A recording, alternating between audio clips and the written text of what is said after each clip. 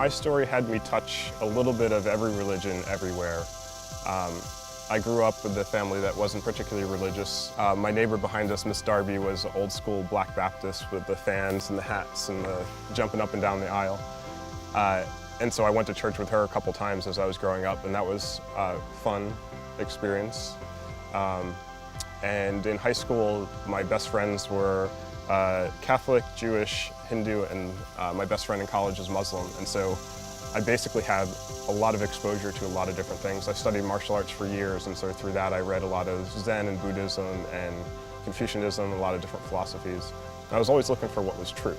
And none of it really stuck, because I would have tough questions and no one would really be able to answer my questions, including Christians.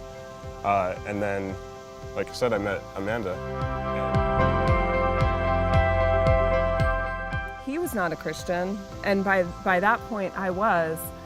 And we started a relationship, even though I struggled with that, because I knew it wasn't in God's will that I be with him when he wasn't a Christian and I was. But he was seeking and kept asking questions, and I just kept trying to find answers. And I kept asking. And it was the first time I'd ever actually met a Christian who didn't want to argue me into Christianity. I debate pretty well. Much better than me. And I really enjoy it. So to come up with against somebody who didn't want to debate and just wanted to talk and share her experience was totally new. And through that, I was able to answer a lot of my tough questions and ended up making the decision that Christ was for me. He has my best interests at heart, and I'm all about that. So from there, somehow God took me on this journey from belligerent skeptic to elder of the church, building into other people's lives. And so I bring my beliefs and my passion for Christ to work and to our neighborhood.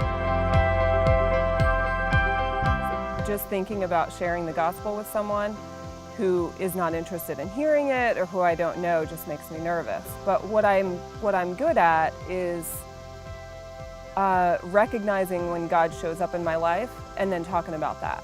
You just notice God showing up, and when he opens a door to talk about him, then it's kind of easy to walk through. Yes, and it's fun. I'm not perfect after being Christian. I'm not perfect after joining the elder board. It's right. Just, imperfect people living out God's will.